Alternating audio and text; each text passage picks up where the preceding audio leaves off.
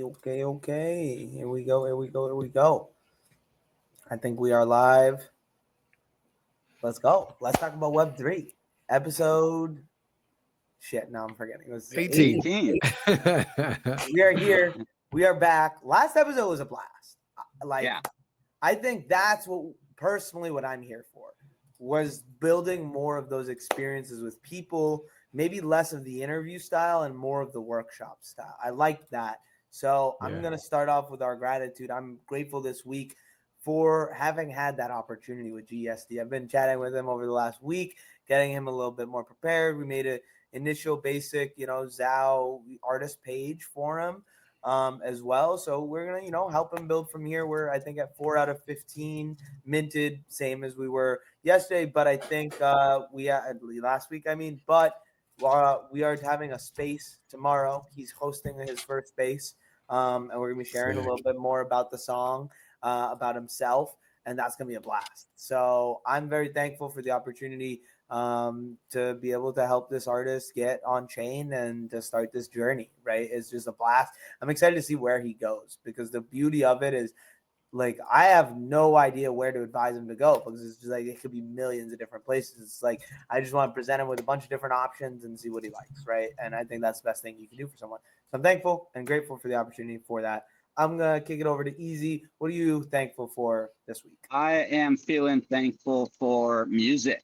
It just has a way to like unite people, to lift the vibes. Last week we did that workshop, helping to create a music NFT. And like you're saying, like instead of like maybe, which interviews are great too, but instead of just talking to someone about like what they want to do, like if you're actually walking them through processes and giving them tools, it's like, teaching someone to fish instead of giving them that fish. Then it's like, you never know, like, I've had people, that I onboarded that years later are just doing crazy, insane, cool stuff. So you never really know like where it goes, but you can open the door and sort of plant the seed. So yeah, I'm feeling grateful for music. We just had an Impact concert yesterday too, which was a great vibe. So yeah, always grateful to have music in my life.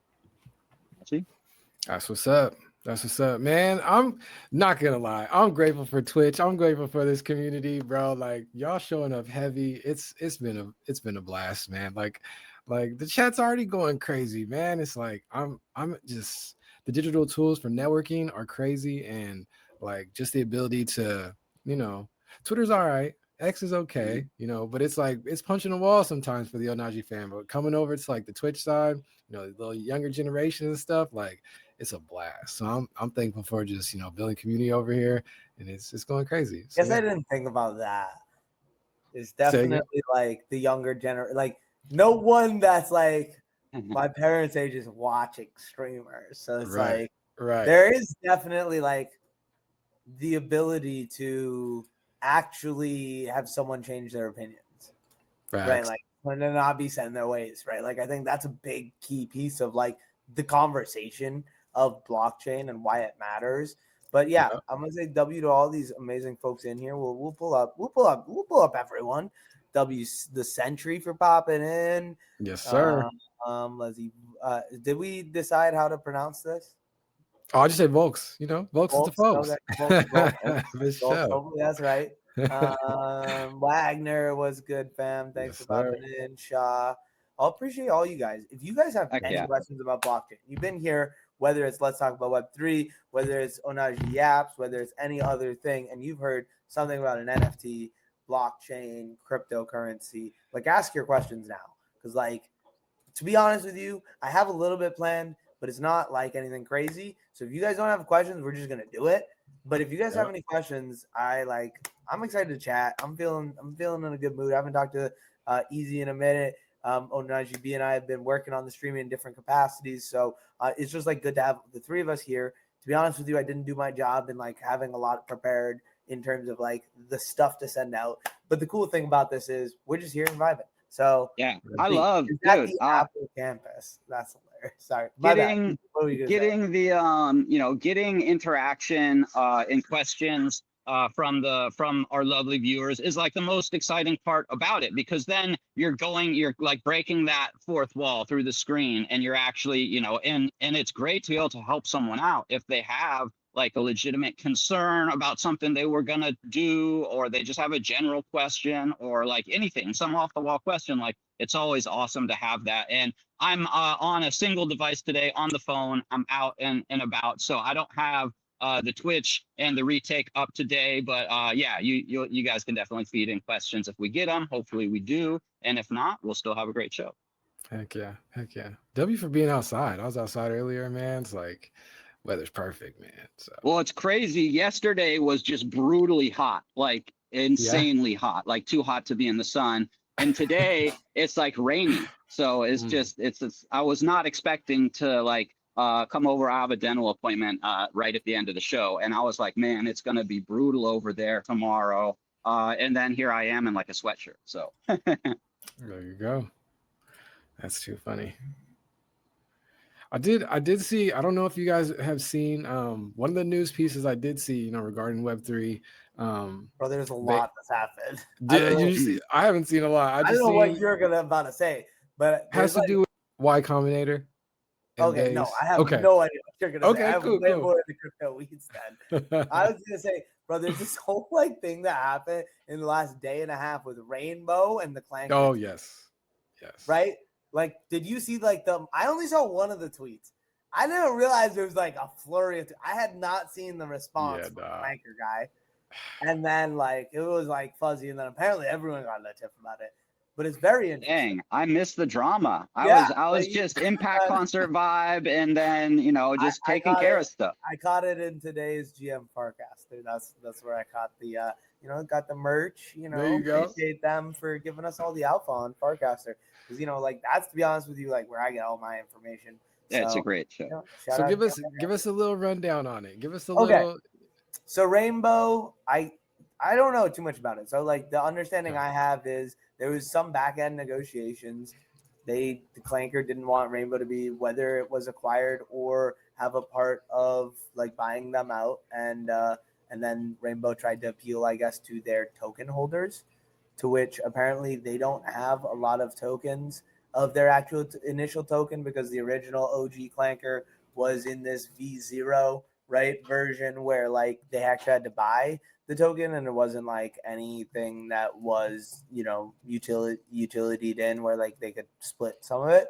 So it's just like an interesting conversation where like after a company has some back end negotiation, then they take it public to appeal to a token group that technically doesn't have governance, but it's like an interesting proposition. It's just like interesting all around. And yeah, I think it's then they asked the conversation. They were like, okay, well, do you use Rainbow? There was it was Nounish Prof and Burr initially, and they had the conversation saying that like neither of them did, because they just like fell into using MetaMask.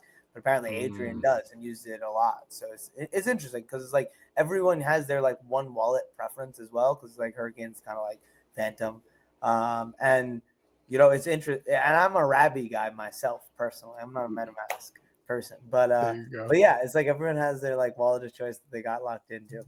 That's funny. Because they all have now the same stuff. Because it used to be like a thing where like one had this, but the other had that, right? Facts. It's pretty much, you know, most wallets are even. Some might have more like little reward systems. I know Rainbow has their little like, you get rewarded the more, you know, things you trade or what you do on there. I will say that I'd been using Rainbow for, you know, a year or more than a year, probably close to 2 years. And on my last phone upgrade, my shit doesn't work. I can't swap. I can't send funds out. Luckily, I didn't have much funds in there. And I've reached out to support, and they're like, oh, just like delete the app and reinstall it with your seed phrase. Doesn't work. I've done it a bunch of times. It's like, it's my Rainbow wallet's jacked. So I'm definitely not a fan of Rainbow. I thought, like, you know, when I used it for a while, it's like, it's a decent wallet. It doesn't really do much like different than, I don't know, Trust or MetaMask or whatever, you know, that like you mentioned, most wallets are pretty equivalent. across the board, except for when you can't do anything with your funds. That gets frustrating. So yeah, like I definitely soured on Rainbow after trying multiple times to delete and reinstall from seed phrase, and it hasn't been able to be functional. Like it shows up, but I get errors anytime I try and trade, swap, or send. So pretty much like my little bit in there is pretty much hostage. I think it's only a couple $100. Luckily, I never like put much into my Rainbow. I was sort of experimenting with it, checking it out because I heard some good things about it. Hopefully it'll get sorted at some point, one of these updates or something, like hopefully magically like, oh, it's working. But yeah, so always interesting to see when things go from behind the scenes negotiations to out in public. And then there's like these weird kind of like, not necessarily social extortions, but it's like they're like trying kind of like, I don't know. It's just it's a weird kind of market, like yeah. It's kind of odd. Like there's it's different when that's the initial approach, right? Right. If a team goes public with like, hey, we're looking to sell, and there's like offers and things are sort of done in public from the start, that's kind of a different story. Something else along maybe semi-similar lines is CryptoVoxels, like one of the super OG metaverses, was fully roaring in like 2019. In 2020. Ben Nolan's been the owner, CEO, creator since then. He's brought in some different teams and had different people working with him, and it sort of like fell to the wayside for a while because he wasn't exactly sure what he wanted to do with it and stuff. But recently, I guess he's been having a little traction, and like he's tweeting like, oh, I'm talking to like these 10 different big brands about possible sales. But then he's like putting weird stuff out there like, oh, if you want to make an offer for like X amount, I don't know, 300 ETH or whatever it was. It's just like, it's kind of weird. So we've actually all been trying to get him to just make Rizzle the CEO and like, sign it over to the community or something. But yeah, there's always, it's very interesting once things go into that public realm, when you're talking about, a metaverse or a wallet or, one of these tools or platforms that we all use. Yeah. Interesting. Cool. I am so like out of the loop with all this. Like Clinker is essentially like a pump.fund, but on base. I mean, but it's very different than a pump.fund. That's the thing. In what ways? What do I'll you... show you. Let me share this screen instead. This is Clanker.world, right? Yeah. So like the difference is here, right? Like this is the token creation screen. Yeah, let's say I was to create a token, right? You put an image, whatever that is, and the difference here is like there is then like pump, right? Like that's basically it. There's a dev buy, right? Like the full 15th option or whatever, right? Yeah. How much you want to dev buy. And then there's a fee configuration where you can have static fees or dynamic fees. I think dynamic up to 3%, or like you can pick. And then all of there is this box, right, where it's where do you want the money to go? But I think there isn't even this box on pump.fund. It just goes to the creator's wallet. So you could change that wallet, and you can change the admin versus the reward recipient. So you can make the admin a specific person in a DAO and make the reward or reward like the treasury, but the admin like a multi-sig or something like that. Right? Okay.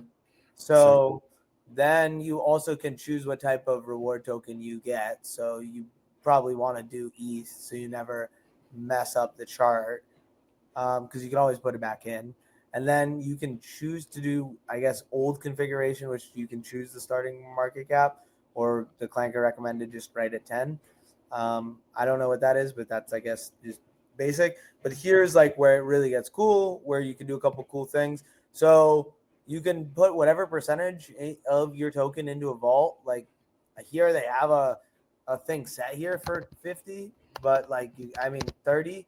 but you get to like technically type in whatever you want, right? So 30 is the highest like quick buy, right? And then there's a lockup and vesting period, which is pretty cool. Yeah. And then of course I said the creator buy, and then the last thing is you can actually just airdrop however much you want to any people at after a certain amount of time as well. So it's just like very different. It's very base theme, right? Like it's up the EVM side, right? Like that's the cool thing about it. And is really cool. And that's all like B4, right? Like that's not all been there. Right. Yeah. I mean, I've fired up a few Clanker tokens, but it was literally just in the Farcaster, feed. Yeah. You're just like, hey, Clanker, make this token with this image, and this is the ticker, and it just does everything for you. It's like it's you so just don't easy. Have those extra options, right? I'm sure you could go in and tell it some. I'm pretty sure more, or you could go like to the page that you went to. But the fact that you can just say like, hey, Clanker, make this token, and it just does it all on the back end, and all you have to do is give it like an image, a name, and a ticker is kind of crazy. Like, and there's been so many random tokens created that at first I was like, I don't know, that's just like, it could just lead to a bunch of nonsense, which of course there's some, but it also is really cool to be that flexible and easy to fire something up. Yeah. It's so crazy, like how different this is. Like, and the gas fees, like on these smart contracts, is next to nothing now. Like, it's crazy. Yeah, it's crazy. I love it. But okay, so Rainbow, OG Crypto Wallet, was trying to purchase Clinker in its entirety, or a portion of it, I guess. Here, I'll pull up the. Okay. I'll pull up both, I guess, and we can go through it. I mean, like what? Yeah, interesting. I wonder what they see there that makes them want to have some ownership. It's like, so maybe they're looking at like Zora, and they're like, oh, Zora's tokenizing all sorts of stuff. Like we need to do some kind of like tokenization game besides just being a wallet that gives a little reward for your activity, which is as much as I kind of know. So so the other difference is I met this dude in Boston, right here. This guy, one of the co-founders of Clanker, dope ass dude, right? Okay, and I clanked my idea of Boston Sports DAO while I was at Fenway. Right. But because of an error, I accidentally clanked 4. And I was also then less excited about it because of that. He hid the other 3, thankfully. But still, you made 4 of them? Yeah, because it said it was an error and it didn't create it. Got you. Right? So that's frustrating. I have no idea what happened with the other 3, but we hit them. The first one that was made had like 3 buyers, which is cool. I actually really like that there's not a lot of like traditional like volume right there in it. And the cool thing is like you can build that like token more organically. So I did meet this dude in interesting. That seems body. I can't tell Hugh. Do you know who Hugh Huey?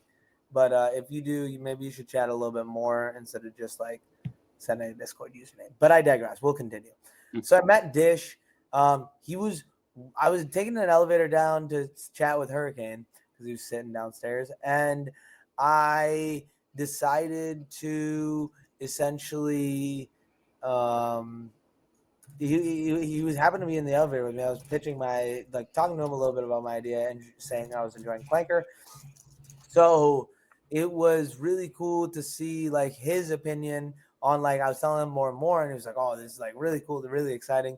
So went, grabbed Chipotle, walked back, and just like chat with him for a bit. So it was just like really cool, have a conversation with him. Very dope dude from the Boston area as well. So and the cool thing about something like that, and like same thing with Pump.Fun, is like technically you can always like potentially launch it again. Like if you really don't get the volume or like attention or whatever, you like if there aren't like the right people. And the cool thing is you could like just grab those 2 holders and just airdrop them a portion of the new one, right? So, like, there is like that continuality you could potentially do. But anyways, I digress. It's pretty cool. Here's the post though that he posted. I don't know where he didn't even. Yeah, I think I saw that.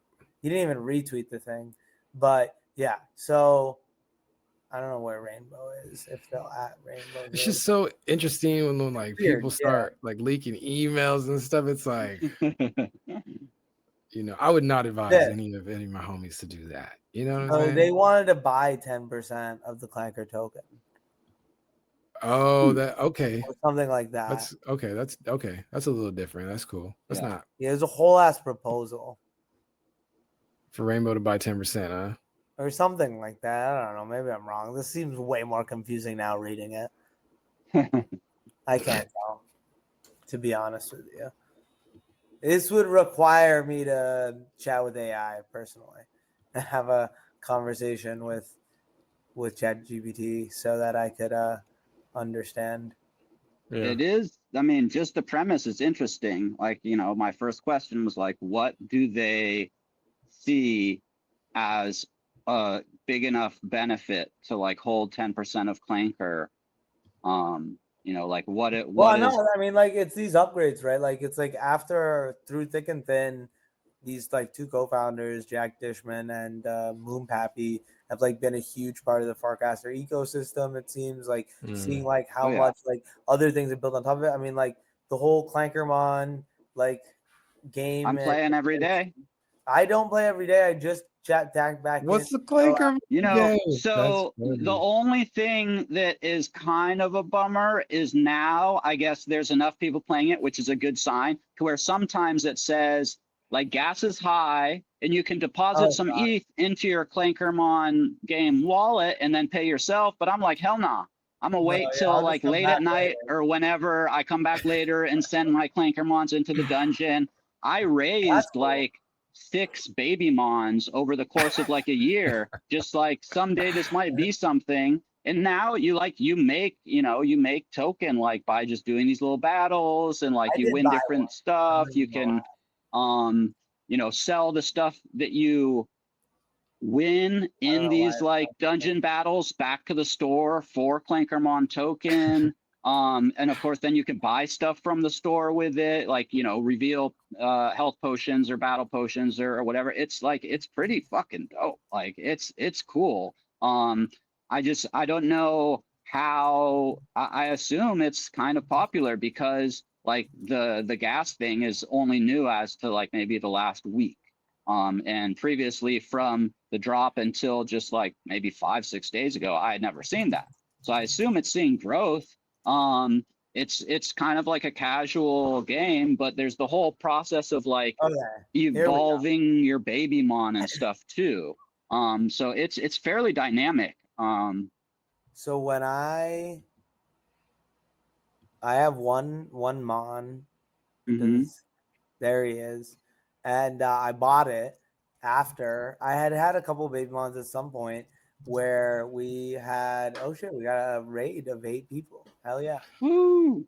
Oh, word. Let's see. Gang in a building. What's going on, gang? W Ray. That's what I'm talking about. Shout out to you. We're just talking about a little new Pokemon game that there is on this blockchain website. So essentially, all of the Pokemons are different clankers, which is yes, they're all tokens. So yeah, I have like a QR. I have an Opsis. I have a runner. Like, it's like you're hoping for a certain token, but it's totally random luck of the draw. Like I was like, oh, I want a tip in and I want a noise and I want a this and a that. But and I guess they do have maybe different attributes too. So some might have more speed and some might have more strength. It's like it's a pretty cool whole little ecosystem for a game on Farcaster. I think it's one of the most advanced. That's amazing. Cool. All right, real quick chat. Yeah, DJ said I heard Clankers. Yeah, Clankers a little different than the connotation y'all probably thinking about.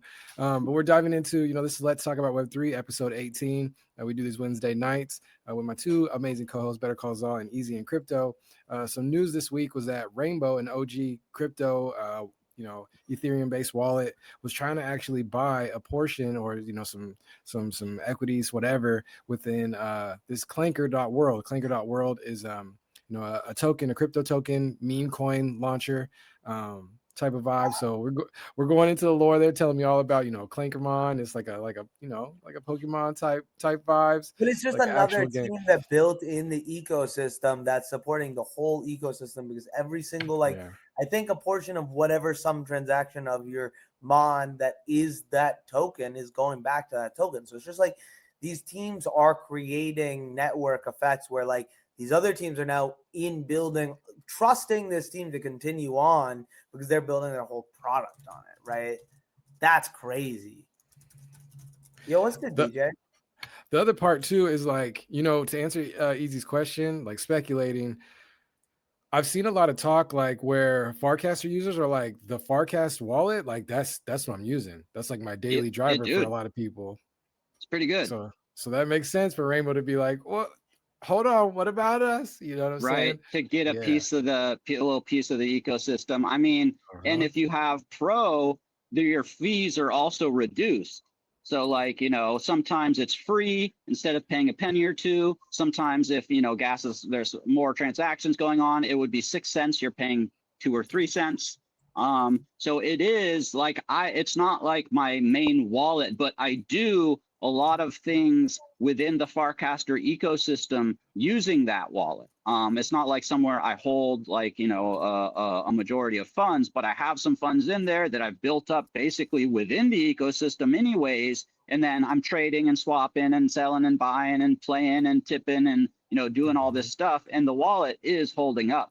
And I remember, you know, when it first came out, it was kind of janky and like, you know, there would be cast from the team like, you know, what do you want to see us prioritize? And a lot of people were saying wallet, like, you know, both like functionality, security, smooth operation, and they've really done a good job at addressing that. The only thing it's missing is like limit orders. I want to be able to do that. Then it would be like, you know, it would be the wallet I'm using most of the time. That's too funny. My Rainbow journey is so interesting too, because I only just really started like diving into Rainbow after I got this Mac, and like when I've been like, you know, streaming and like after Christmas. That's the only, because you know, it's a Mac and that was the easiest one for Mac desktop or whatever. So that's like my daily driver on here. But on my phone, no, it's like more like the backup to other things. So, and on Windows, I use OKX still, you know, so. But I'm starting to get back into MetaMask too a little bit. Interesting. Yeah, OKX is fire. It's a little sleeping giant. It's I think they're based in Singapore, so they're heavily in that. Okay, because I've heard of an OKX like app that's a swapping app, like a centralized exchange. Is that the same thing? Yep, they got a wallet, and they got a bunch of products that we can't use in the U.S. because, you know, regulations and stuff. But well, you know, that might their monopoly.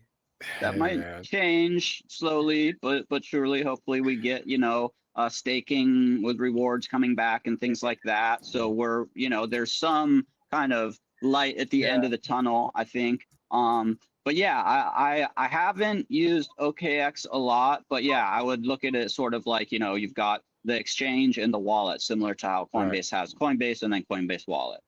Yep. 100%. I started with MetaMask, so that's still one of my go-tos. And then Trust was one of the other earliest wallets I had. It was like Trust and MetaMask. Well, and Binance, before they took away all the good stuff for everybody in the US and gave us the shitty Binance US that does nothing and holds like a couple tokens, I had to sell and like just get rid of all my early stuff that I was like, oh, like, because Binance Pro or whatever it was called was so dope. It was so great for trading, and just like I was learning on that. In fact, BNB has been on fire, bro. I'm watching Bitcoin go from like, you know, 110 to 116 back and forth there. I'm watching ETH go between 41 and 45. I'm watching XRP go between $2.80 and $3.10. And they're going up and then back down and up and back down. BNB has just gone from like, what, like in the last few months, like 700 to 800 to 900 to over 1,000. Yeah. So I don't even know why Binance is so hot right now, but the token is cooking. 100%. Well, we have 30 minutes here. maybe a little bit less because he has to go a little bit early. So we'll try and do a little quick Collab.Land action here. Show a little token gating off. Do a little workshop as well. But I see we got Hale in the building as well. What's good, my guy? We are going to be token gating the same NFT from last week and making a channel that is only for the holders of this NFT. So the cool thing about Collab.Land is it does most of the work for you. The thing about Discord bots is you need to add them into your server. So I have already done that. Maybe we'll do that in the next one from the start in a different server. But this is just showing once you've done that and added it to your server, this is showing you the UI for the dashboard. So I have a couple in here already that I have done for past filters, one for a different NFT and one for community members of the month. So one of the cool things we can do here is we can add a new one. So the way Collab.Land works with Discord is that you get a role when you confirm your confirmation of an NFT. So I'm going to real quick go over to Discord and just add this role as another role. And we will. While you're doing that, I'll just say, when adding a bot of any kind to your Discord server, you want to double, triple verify that it is the correct bot from the source, and that you didn't just like Google like, oh, I want to add this bot, and then like take exactly what you see first, because there have been instances where malicious bots have been copycatted and stuff. But Collab.Land is OG. And it is, you know, pretty awesome, but you still want to always verify your source, where you're getting that bot from. Make sure you go through like direct channels. 100%. Awesome. GESB. Cool. I have made the role. Make the color a little different, and there it goes. Let's see if we refresh what we're gonna get. If we're gonna get it as an option.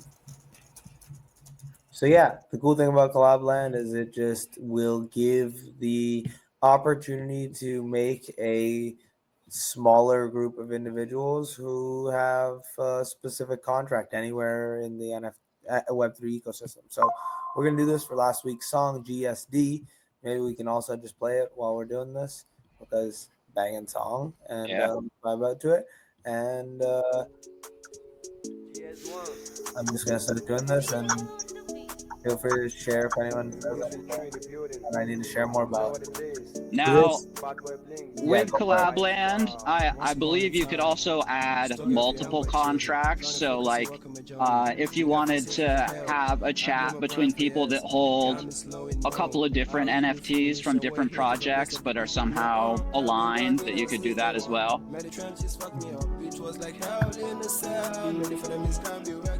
Maybe I should. I don't know. The chat said it's all gibberish anyways, so I don't know. The current chat says it's gibberish, so I'll go very high level if I can. It's asking me to essentially now find what item on the blockchain you want to connect to, so that the people that have that item can be the only people that see this group chat, or I guess get this role, really. So when you get the role, you get the private group chat. So we named it GSD. The chain we minted on last week was base, and the token was a 1155 for the song. And the token address here is actually the smart contract address, the first thing we made, versus the second thing we made, which was the NFT. And since we made the first NFT on this smart contract address, it's 0. If we made another NFT, it would be 1, and that's because computers start with 0 instead of 1. And the balance is asking here, how many does someone need to have, right, to be part of this? So boom, they only need to have 1. You can also do attributes. So if someone has like a specific hair color of a special NFT or something like that, you can also hide that. So boom, that's it. That's kind of all it takes. And then I'm going to share over to Discord as well. You can see then the you on the UI side how it works. So if that was a token instead of an NFT, you could say holders with 1,000 or 10,000. You know, that you have to hold at least X amount to be able to get it. Minimum balance. So the way Collab.Land works is I won't show how to connect with it. We'll just show an already connected wallet. So my wallet already has this NFT in it. So if I go here and press go on verify my assets, this wallet right here, my EVM wallet, has this song in it. So it should now, hopefully, give us this new role. And we haven't made a group chat for it yet, so we'll do that right now. But boom, you can see I got both of these two roles. And interesting, there's an ad on their Collab.Land. I don't like that. That's not great. We might need to find a new token gating bot. But for now, that is technically how it could work. And we could add in a little group chat here, little private channel, text, private. We'll call it GSD. Oh, can you not make this capital? I don't think you can. You pick the private group. Boom. And now the folks that have this will have access. Will if people get this song right now, they would be able to connect their wallet to Collab.Land and join this group chat to talk with this artist GSD, who he and I will be having a space next tomorrow as well. So super exciting. Oh, it's completely blank. Was it completely blank the whole time, or were you? Do you get it for most of the time? Or? The song? No, the image on my screen was completely blank, but maybe that was only for a second. Oh no, it was. I was seeing everything you were doing. I mean, that is pretty amazing how easy it is to set up a token gated channel. I mean, I started that at 30, right? So like that was 9 minutes, less than 10 minutes. But I did have things set up right? Like, so, you know, that's after you've done that initial 30 minutes, 40 minutes to set up sometimes. Right. Yeah. Setting up the bot in the Discord server itself. Good questions here. Nice. Yeah, let me pull it up. So Cookies is asking, what is AI that you can recommend other than ChatGPT and Gemini? Great question. So it totally depends on what you're gonna do, right? AIs, like the traditional AIs, what they call them are LLMs, which stands for large language learning model. One of the things I really like to use with AI, and me and Hurricane are big supporters of this, because I realized also Hurricane was one of their first clients. Like it was one of their first buys, like of this big product now that was supposed to get bought out but didn't, I guess. But Windsurf. So we use Windsurf, and it's more of a coding platform because it's a coding IDE built in. So it's VS Code. It's a clone of VS Code, which means it's just a copy paste of VS Code, because VS Code is open source, and that's the beauty of open source, is it really, really, really, really pulls forward, in my opinion, technology, because it's like open source is like the definition of like putting your ego aside for the betterment of humanity, in my opinion. Like there's no argument against open source other than like you have your own proprietary information you don't want to give out, and sometimes that's understandable. Totally get it, right? Like because like you could give away a strategic advantage, and most people don't want to do that. But if you can make your business in such a way that you don't give up any strategic advantage by creating your code open source, and in fact you use it as a leverage and networking point, right, where you can leverage your community to permissionlessly build on top of the network you've created, it's a whole different story. But that goes back to the point. We use Windsurf because it can use every LLM for coding, and you can kind of try different LLMs for different things if you want, and it will change your files, et cetera, et cetera. And but there are a lot of cool other platforms. Oh, okay, for homework. Okay, geez, just ChatGPT. I feel like. Yeah, I mean, it's good old GPT, baby. I feel like I wouldn't recommend it as like a learning mechanism, but like at this age, you got to learn from somewhere else. To be honest with you, than like homework. I personally feel, but don't take my advice as under 18-year-old. Do your schoolwork and have to finish that up because like you have to. And like there are things that are in school that like definitely does teach you, but like you definitely have to make sure you're doing your extracurriculars, right? Like, and that isn't just like sports and these other things. It's like finding ways to like get outside, learn more about other cultures, like whether that is like even if you don't have the ability to travel, learning about like the people around you and like where they come from, right? So I think that there's a lot of cool things that we can do in this age of AI, and I'm very excited for this last quarter here.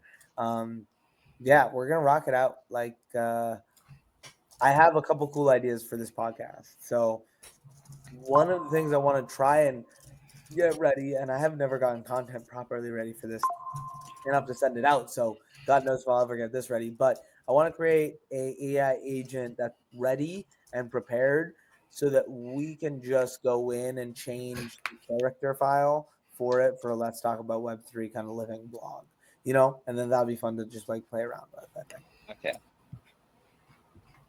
Okay.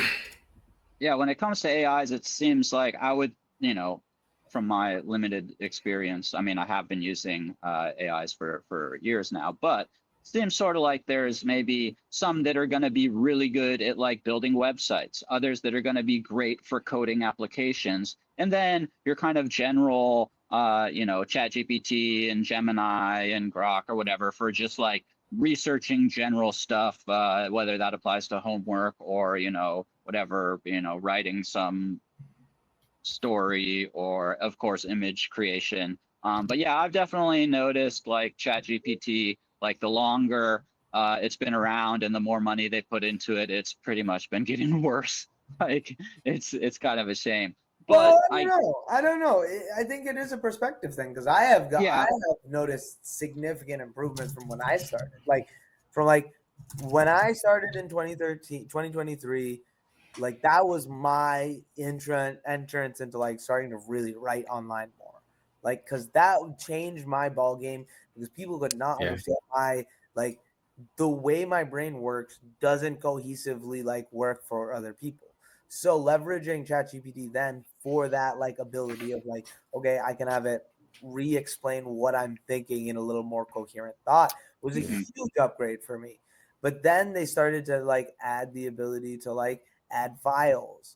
And that was like, holy crap, like that's a huge upgrade. The ability to like from just being able to like kind of chat back and forth and like that's like the biggest thing that it had initially. Like there's a million things it could do with that chatting back and forth. But that was its capabilities, right? And then like they added files and I was like, wow, that's really cool. And then they started to make different models and all that naming scheme and like all these different things are for a little bit more advanced AI people than the average consumer, musician, or artist that wants to use it. But let's just say some are slower and take more time and are more deliberate and more thought out for bigger, longer, more planned things.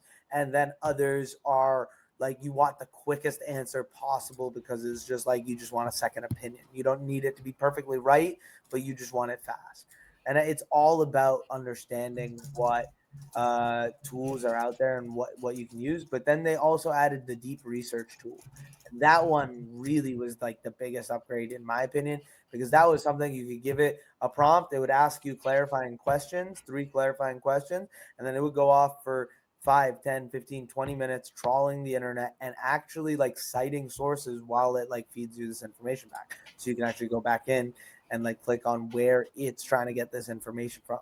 And that was a huge upgrade. So like I've noticed, I'm not recently, maybe a little less for sure in the upgrade side, but like I have noticed like this, like GPT going more towards that like general, like they got the moat by like capturing a lot of the audience. And I think that's such a big network effect because the hardest thing for me to do now is switch because like I can just say like today there was a thing where somewhere there on Farcaster, like someone was asking like, oh, I'll help you rewrite your bio. And I was like, okay, GPT, like screenshot the image, tell it like, let's like think more about me, like and all the things we talked about. And like let's like give a list of things that like are important to me so that like we can help create this upgrade my bio. right?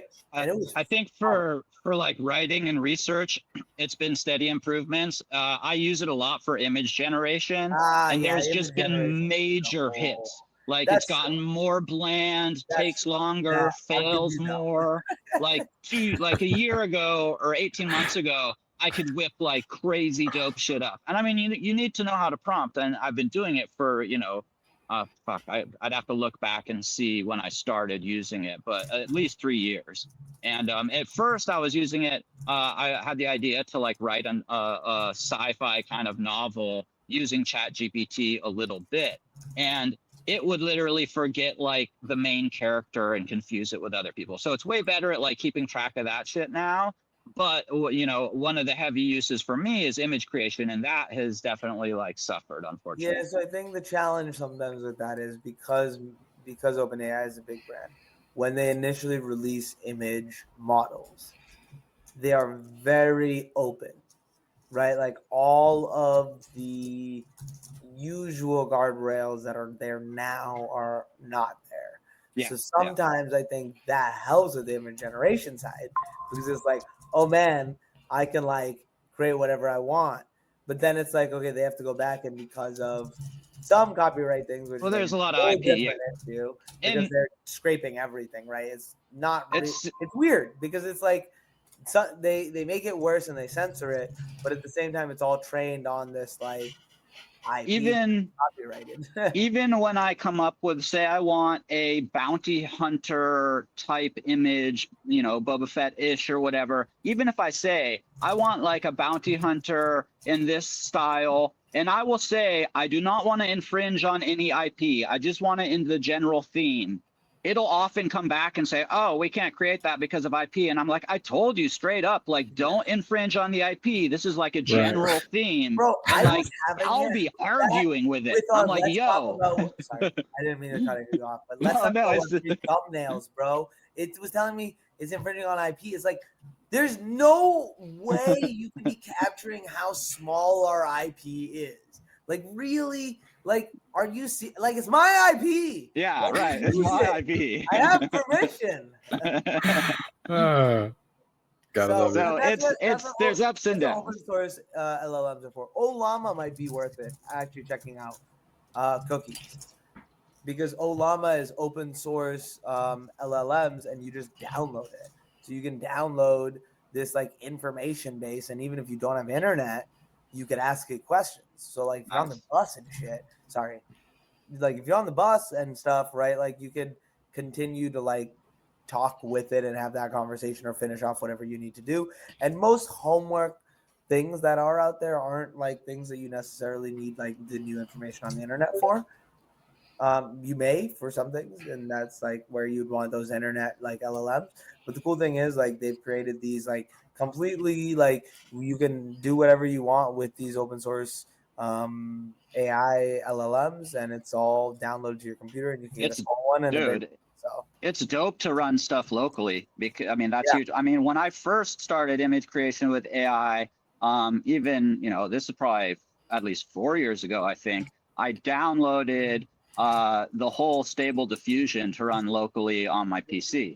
And so that was in pretty early days. There wasn't like all this video stuff. It was just like, kind of stills that you could get to like merge and stuff.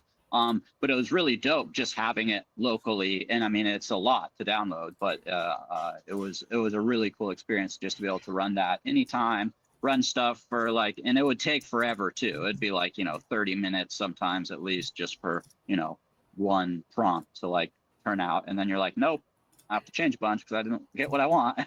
And it was, but so it's crazy to see how much it's changed in the last 3-4 years. And it's so exponential that I can barely imagine a year from now, it's going to be like, how do you even, tell? There's going to be, I mean, it already through like, a YouTube feed or whatever, so much of that stuff is like AI created and read and like all this like random, AI stuff out there that at some point they're going to need to like create a filter that's like, I want to see humans and what they're making. Try and weed out some of this just like there's ridiculous a camera. stuff. there's a camera that's just got like, I think got to some consumers that is like creates a cryptographic like thing where like if the image is altered in any way, it breaks the cryptographic like signature. Okay. So it's like a proof that the image hasn't been altered from the picture. Right. That's dope. Yeah, dang. I don't know how the tech works, but that sounds awesome. Yeah, that's the shit that's gonna be needed Ohnahji, to know that very little bit something's real. You can go and try and research what that product is, but I can look up where I found it and send it to you so you can have a little bit more info. But yeah, no, it's been a good day. Wednesday's Wavy Wednesday. I'm feeling the podcast, the newsletter a little bit more. I actually released 2 newsletters this week for Wave Wars, so that was big for me. And I'm actually thinking of transitioning into like writing a little bit more longer blogs, like personally off of the ZAO, and like personally just starting my own like thing in addition to our daily things that can be like longer than like 1 minute mindful meditations, and just like more my thoughts on all of this different stuff, and make it more of a journal. And also in that process, start posting more to Farcaster as a journal, because there just is a crazy amount of untapped energy there for our community. And like, there's so much like value generation happening there versus like, and signal, where like in a lot of places in crypto, it feels like there's more of the majority noise. So that's a cool thing. So it's like you always will get like these different signals to you, and like it's your determination to figure out if that's like a true signal or just noise, right? And yeah, shout out to everyone who popped in today. I know we have to end here soon because he's got to pop in, but appreciate everyone for, like I said, popping in. Appreciate you guys for being with me every week. Like, heck yeah. 18 is pretty good. Like we're doing this. Like, I think we low key should like take a week off or 2 and make a good plan and call this the end, like season 2. And like, then I can like upload all of them to pods. Well, then we could outline some of these workshops and stuff that we've been talking about.